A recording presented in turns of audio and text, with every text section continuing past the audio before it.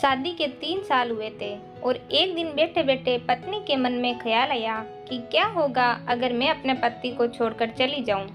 पति का रिएक्शन क्या होगा, फिर वह क्या करेगा। इसी विचार के चलते पति की परीक्षा लेने के लिए उसने एक चिट्ठी लिखी। उसमें लिखा कि आपके साथ रहकर मैं बोर हो गई हूँ। मुझे अब इस गृहस्थी से कोई लगाव नहीं है। मैं तुम्हारे साथ एक पल भी नहीं रह सकती, इसीलिए मैं तुम्हें और इस घर को छोड़कर जा रही हूँ।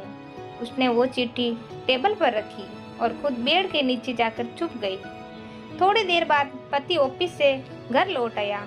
उसे घर में अपनी पत्नी कहीं भी दिखाई नहीं दी। फिर उसकी नज़र टेबल पर रखी चिट्ठी पर पड़ी।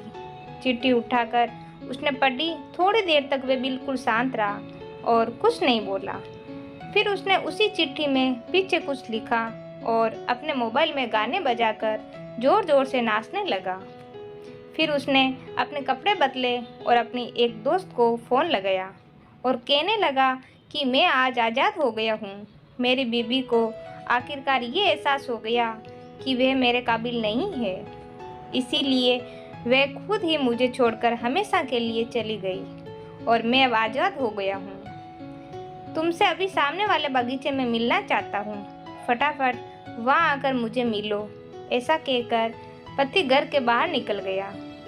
दोनों आंखों में आंसू की धारा लिए पत्नी बेड के नीचे से बाहर निकली। उसके हाथ थर थर कांप रहे थे।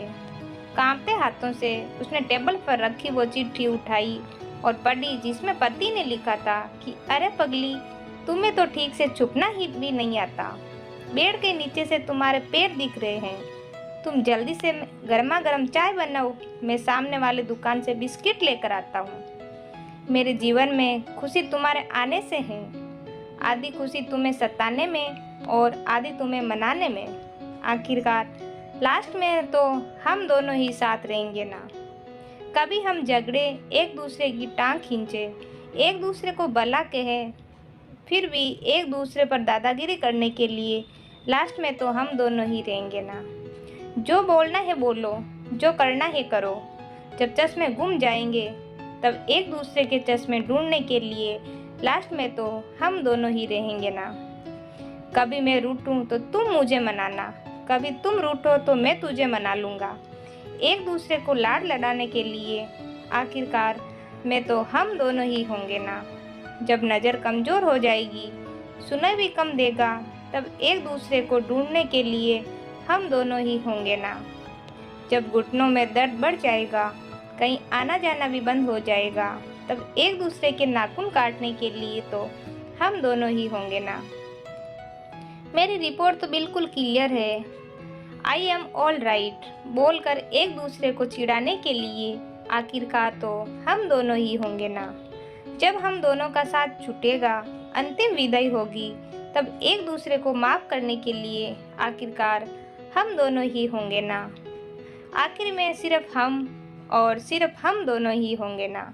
दोस्तों, कहानी ख़त्म होते होते बीबी को रो रो कर बुरा हाल हो गया।